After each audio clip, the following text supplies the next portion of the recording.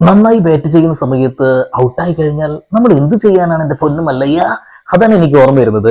ആരും നന്നായിട്ട് ഗെയിം കളിച്ച് ഏകദേശം 51 പോയിന്റോട് കൂടിയിട്ട് ഫിനാലെ ടിക്കറ്റിലേക്ക് 2ാം സ്ഥാനത്ത് എത്തി നിന്നൊരു മനുഷ്യനായിരുന്നു.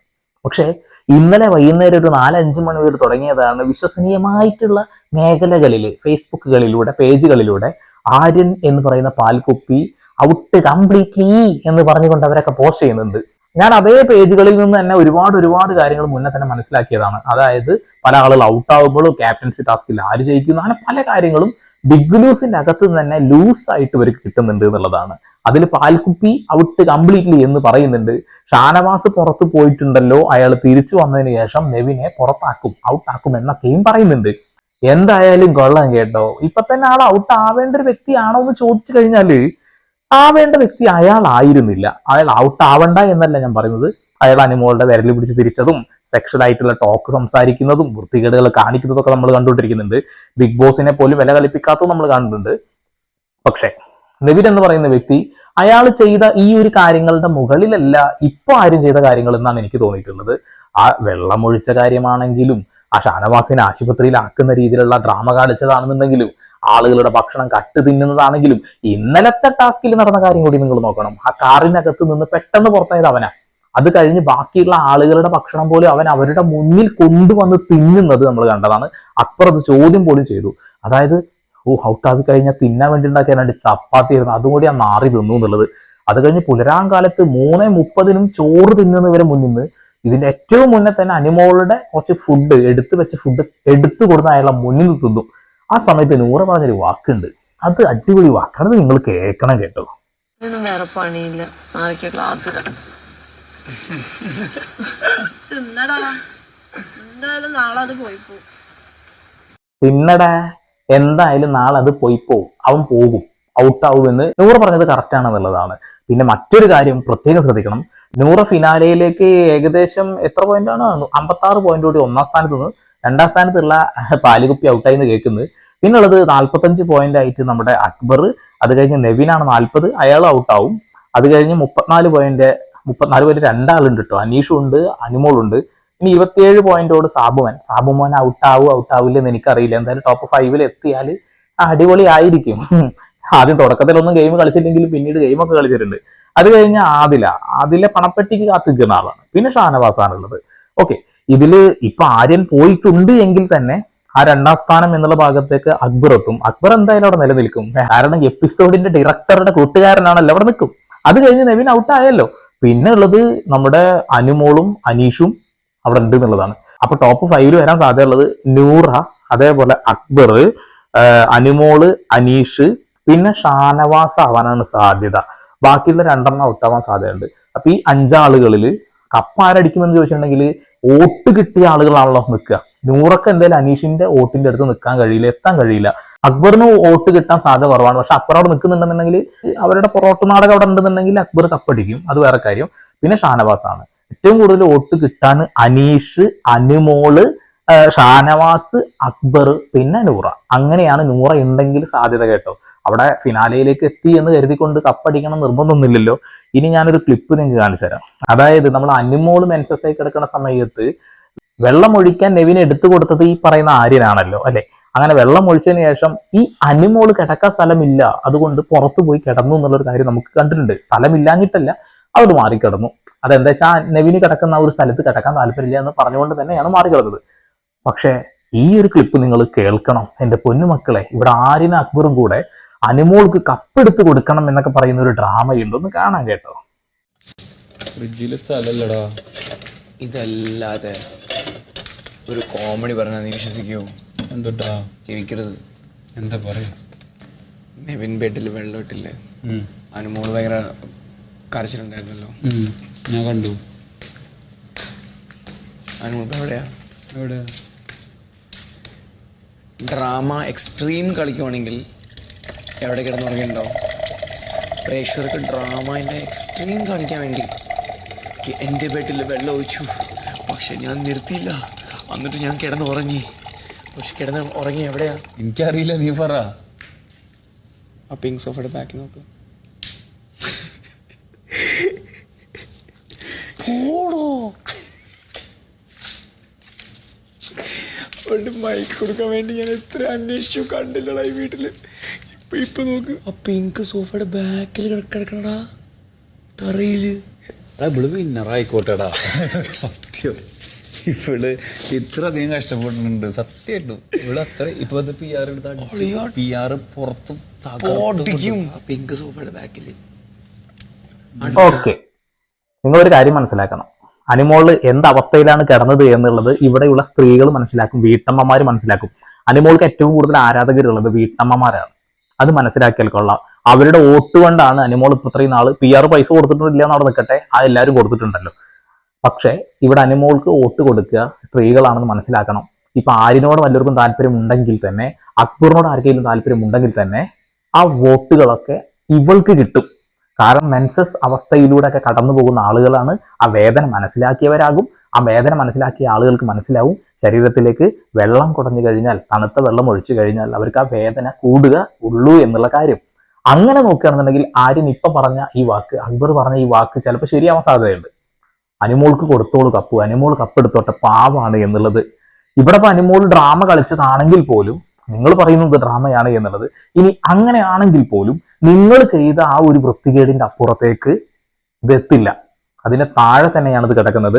അതുകൊണ്ടാണ് ആര്യൻ ഔട്ടായി എന്ന് പറയുന്ന വാക്കുകൾ എല്ലാവരും കേൾക്കുമ്പോൾ സ്വാഭാവികമായിട്ടും വീട്ടമ്മമാർ അതിന്റെ അടി വന്ന് കമന്റ് ഇട്ടിട്ടുണ്ട്. ഒരുപാട് ആളുകൾ കമന്റ് ഇട്ടിട്ടുണ്ട്, ആ മാറി പോവേണ്ടത് തന്നെയാണെന്നുള്ളത്. അടുത്തത് അക്ബറും അതേപോലെ നെവിനും പോകണമെന്നും നൂറ പോകണമെന്ന് ആഗ്രഹിക്കുന്ന, ആദില പോകണമെന്ന് ആഗ്രഹിക്കുന്ന ആളുകളുടെ എണ്ണം കുറവൊന്നല്ല കേട്ടോ. ഇതില് അനീഷ്, ഷാനവാസ്, സാബുമാൻ ഇവർ നിലനിൽക്കണമെന്ന് ആഗ്രഹിക്കുന്ന ആളുകൾ കുറെ കാണുന്നുണ്ടോ. ഈ സാബുമാൻ ടോപ്പ് 5 എത്തിക്കഴിഞ്ഞാൽ അത് വലിയ സംഭവമായി മാറും എന്നുള്ളതാണ്. കാരണം തുടക്കത്തിൽ ഒന്നും ചെയ്തിട്ടില്ല, പിന്നീടാണ് ആളെന്തെങ്കിലുമൊക്കെ ചെയ്തിട്ടുള്ളത് എന്നുള്ളതാണ്. എന്തായാലും കാർ ടാസ്കിനെ കുറിച്ചിട്ടൊരു സാധനം കൂടി ഞാൻ പറഞ്ഞുതരാം.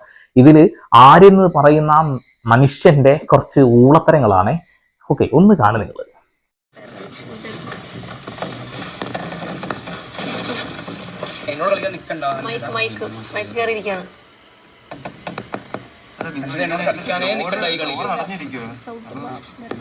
കാറിന്റെ മുന്നിൽ 3 പേർക്ക് ഇരിക്കാൻ കഴിയും, വല്ല വൃത്തിക്ക് ഇരിക്കാൻ കഴിയും. ഓടി വന്ന് ഈ കാറിൽ കയറുന്ന സമയത്ത് ആര്യൻ ഇടതുവശത്ത് കൂടെ കടന്നു വന്ന് ആ ഡോറ് തുറന്ന ആ ഫ്രണ്ട് സീറ്റിലിരുന്നു. അത് കഴിഞ്ഞ് ഒരേ ഡോറിലൂടെ തന്നെയാണ് നൂറയും അനീഷേട്ടനും ഓടി വരുന്നത്. അവിടെ ആ 3 പേർക്ക് ഇരിക്കാൻ കഴിയും. പക്ഷേ അവിടെ ഇരിക്കാൻ സ്ഥലമില്ല എന്ന് പറഞ്ഞുകൊണ്ട് വളരെ മോശപ്പെട്ട രീതിയിലാണ് നൂറയെ അവൻ ഇങ്ങനെ ഉന്തിയിരുന്നത്. കണ്ണുകൊണ്ട് കുറെ കോഷ്ടികൾ കാണിച്ചിരുന്നു, വൃത്തികേട് ഒരുപാട് കാണിക്കാൻ ശ്രമിച്ചിട്ടുണ്ട് എന്നുള്ള കാര്യം ഒരു തർക്കം വേണ്ടത് ആളുകൾ കമന്റിൽ തന്നെ സൂചിപ്പിച്ച ഒരു കാര്യമാണ്. അവിടെ 3 പേർക്ക് അഡ്ജസ്റ്റ് ചെയ്ത് അടിപൊളിയായിട്ട് ഇരിക്കാം. പക്ഷെ അതല്ല അവൻ ചെയ്തത്. അവൻ കാലെല്ലാം തിരിച്ചു വെച്ച്, ഇങ്ങനെയാണോ കാറിലിരിക്കുക? അല്ല, നേരിട്ട് 2 കാലം അങ്ങോട്ടും ഇട്ട് ഇരുന്ന് കഴിഞ്ഞാൽ ഇരിക്കാൻ സ്ഥലമുണ്ട്. അവൻ ആ വൃത്തികേട് കാണിച്ചത് നിങ്ങൾ കണ്ടതല്ലേ? അപ്പൊ നൂറയോട് അവൻ കാണിച്ചത് നിങ്ങൾ കണ്ടിട്ടുണ്ടാവും. അനീഷ് എന്ന് പറയുന്ന വ്യക്തിയെ അയാൾ കാണിച്ചത് നിങ്ങൾ കണ്ടിട്ടുണ്ടാവും. കൈയിട്ടിട്ട് അയാളെ ചെവിടിന്റെ ഇവിടൊക്കെ ഇടിക്കാനും പിടിക്കാനൊക്കെ നോക്കുന്നതൊക്കെ നമ്മൾ കണ്ടിട്ടുണ്ടാവും. സ്ഥലമുണ്ടായിരുന്നു ആ കാറിൽ. അത് കണ്ടപ്പോ തന്നെ ഈ മനുഷ്യനോട് നമുക്കൊരു ദേഷ്യം തോന്നി എന്നുള്ളതാണ്. ആര്യൻ ഔട്ടായാൽ കൊള്ളാം എന്ന് തോന്നിയ നിമിഷം കൂടിയായിരുന്നു ഇന്നലത്തെ ആ ഒരു കാറ് ടാസ്ക്. എല്ലാവരും എപ്പിസോഡിൽ കണ്ടിട്ടുണ്ടാവും. എപ്പിസോഡിൽ കണ്ടിട്ട് നിങ്ങൾക്ക് ദേഷ്യം തോന്നിയിട്ടുണ്ടെങ്കിൽ ലൈവ് കണ്ട ഞങ്ങളുടെ അവസ്ഥ നിങ്ങളൊന്ന് ആലോചിച്ചേക്കെ. ഇപ്പൊ സമയം എത്ര അറിയോ? 11:37 PM ആണ്. ഈ രാത്രി ഇപ്പോഴും കാറിന്റെ ഉള്ളിൽ ബഹളം തന്നെയാടോ. ഇത് ലൈവ് കാണുന്ന ആളുകളെ സമ്മതിച്ചു പോയി കേട്ടോ. അതിനകത്തുള്ള കോണ്ടസ്റ്റൻസിനേക്കാൾ കൂടുതൽ ടെൻഷനും ഭ്രാന്തും നമുക്കാണ് പിടിക്കുന്നത്. കാരണം ഭ്രാന്ത് പിടിക്കും. ഈ ബിഗ് ബോസ് ഒക്കെ എന്തെങ്കിലുമൊക്കെ പറയാൻ തുടങ്ങി എങ്ങനെയാണ് അനുമോൾ? പിന്നെ ഒരു 15 മിനിറ്റിന് ഒന്നും കേൾക്കൂല നിങ്ങൾ. പിന്നെ വീണ്ടും ഡോർ തുറക്കാൻ പാടില്ല. ഇത് എന്തുകൊണ്ടാണെന്ന് എനിക്ക് ഇതുവരെ മനസ്സിലായിട്ടില്ല. ഒരു വാക്ക് പറഞ്ഞ പിന്നെ അരമണിക്കൂർ തന്നെ അടുത്ത വാക്ക്. എന്റെ പൊന്ന് ബിഗ് ലൂസേ, മൊത്തത്തിൽ മൈൻഡ് ഗെയിമാണ്, അത് വേറെ കാര്യം. അവരെ മൈൻഡ് ഇതാക്കാനാവും. പ്രേക്ഷകരെ പോലും നിങ്ങൾ അങ്ങനെ ആക്കല്ലേ. അപ്പൊ എനിക്ക് പറയാനുള്ളത്, ഇനി എന്റെ പൊന്നുമക്കളെ, എന്റെ അക്ബറിന്റെ ഒരു ഡയലോഗ് ഉണ്ട്, അതൊന്ന് കേൾക്കണം കേട്ടോ. അക്ബർ പുണ്യാളൻ. മോറൽ പോലീസിന് കാണിക്കണ സപ്പോർട്ട് പറയണി, നീ അത് പറ. സപ്പോർട്ട് പറ. എനിക്ക് ആരോട് സപ്പോർട്ട് ചെയ്യണം നീ പറ. നീ എന്നെ മൈക്ക് മാറ്റിയിട്ട് ആരിന്റെ അടുത്തൊക്കെ പറഞ്ഞിട്ടുള്ളത് നീ പറ. ആരാന്ന് പറ. എനിക്ക് അങ്ങനെ അറിയുന്നുണ്ട് നീ പറ. ധൈര്യം പോയാ? ധൈര്യം ചോർന്നു പോയാ? ധൈര്യം ചോർന്നു പോയാ? ധൈര്യം ചോർന്നു പോയി. ധൈര്യം പോയി. മൈക്ക് മാറ്റി പറയാൻ അറിയുള്ളൂ. മൈക്ക് മാറ്റി പറയാൻ അറിയുള്ളൂ. എന്റെ പൊന്നു മോനെ അക്ബറെ, ഞങ്ങളെ കൊണ്ടത് പറയിപ്പിക്കരുത്. നിനക്ക് ആരാണ് സപ്പോർട്ട് എന്നുള്ളത്. അവിടെ അച്ഛനെ വിളിക്കരുത്, അറിയാലോ അല്ലെ? അനുമോളുടെ അച്ഛനിപ്പോ ഇന്നലെ വിളിച്ചല്ലേ, ഞങ്ങൾ കേട്ടതാണ്. അനീഷ് അത് എപ്പിസോഡിലും കണ്ട ആൾക്കാർ അനീഷ് അത് ചോദ്യം ചെയ്തത്. അത് കൂടാതെ തന്നെ എന്തൊക്കെ ഊളത്തരം അവിടെ കാണിച്ചു കൂട്ടിയിട്ടുള്ളത്. എന്നിട്ടും അവൻ അവിടെ പിടിച്ചു നിൽക്കുന്നുണ്ടെന്നുണ്ടെങ്കിൽ തീർച്ചയായിട്ടും അവനൊരു സപ്പോർട്ട് ഉണ്ട്. ആ സപ്പോർട്ട് എന്താണ് ഏതാണെന്ന് നമ്മൾ കാണിച്ചു തരാം. ഈ എപ്പിസോഡിന്റെ ഡയറക്ടറുടെ ഒരു ചെറിയൊരു ശബ്ദമാണെന്ന് കേൾക്കാം. എനിക്ക് എത്രത്തോളം പ്രിയപ്പെട്ട ഒരാളാണെന്നുള്ളത് കൊണ്ടാണ് ഞാൻ ഈ സ്റ്റാർ സിംഗർ തുടങ്ങുമ്പോഴും ഞാൻ അക്ബറിനോട് അങ്ങനെ സംസാരിച്ചൊന്നുമില്ല. പെട്ടെന്നൊരു ദിവസം പാടാ എന്ന് പറഞ്ഞിട്ട് നമ്മുടെ ഗ്രൂപ്പിലേക്ക് കയറിയായിരുന്നു.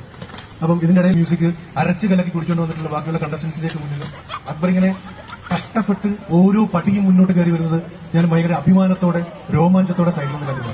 Thank you. സുഹൃത്താണല്ലോ, പിന്നെ വേറെ ആരെങ്കിലും സപ്പോർട്ടിന് വേണം എന്റെ പൊന്നക്ബറെ. എന്നിട്ടൊരു ഉളുപ്പില്ലാതെ പറയണ കേട്ടോക്കെ. മൈക്ക് മാറ്റി പറയാം. മൈക്ക് മാറ്റി മൈക്ക് മാറ്റിട്ട് മൈക്ക് മാറ്റി എനിക്ക് ഇല്ലാത്ത കാര്യങ്ങൾ പറയേണ്ട ആവശ്യമില്ല. പറയില്ല കാരണം ഇപ്പൊ പറ.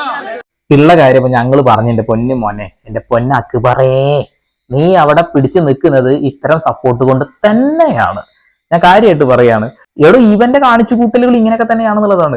എടോ ആളുകളുടെ വോട്ട് നേടിയിട്ടാണ് അവൻ നിൽക്കുന്നത് എങ്കിൽ അവിടെ ലക്ഷ്മി ആ ആഴ്ചയിൽ ഔട്ടാവുമോ? ഇല്ല. ലക്ഷ്മിയൊക്കെ വോട്ടിൽ മുകളിലായിരുന്നു എന്നുള്ളതാണ്.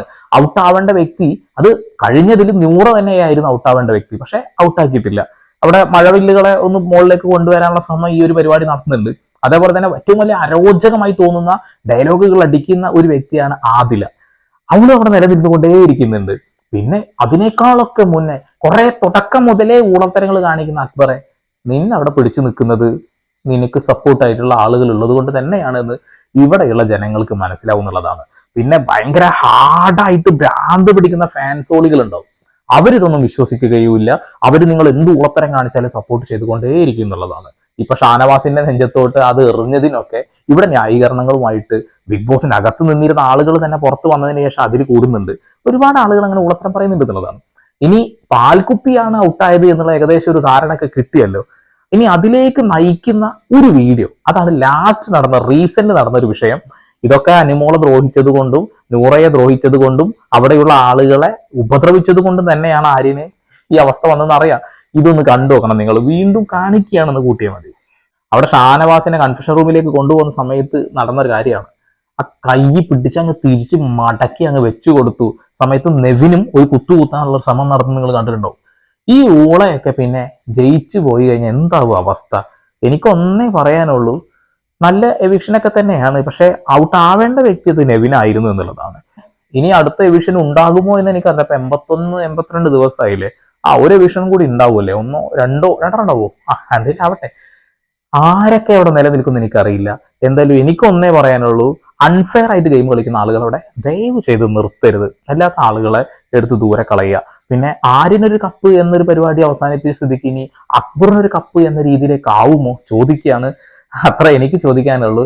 നിങ്ങളുടെ അഭിപ്രായം കമന്റ് ചെയ്യണം കേട്ടോ. അപ്പൊ വീണ്ടും വരെ പുതിയ അപ്ഡേഷൻ ആയിട്ട് അതിലേക്ക് സന്ദീപ് സൈനിങ് ഓഫ്.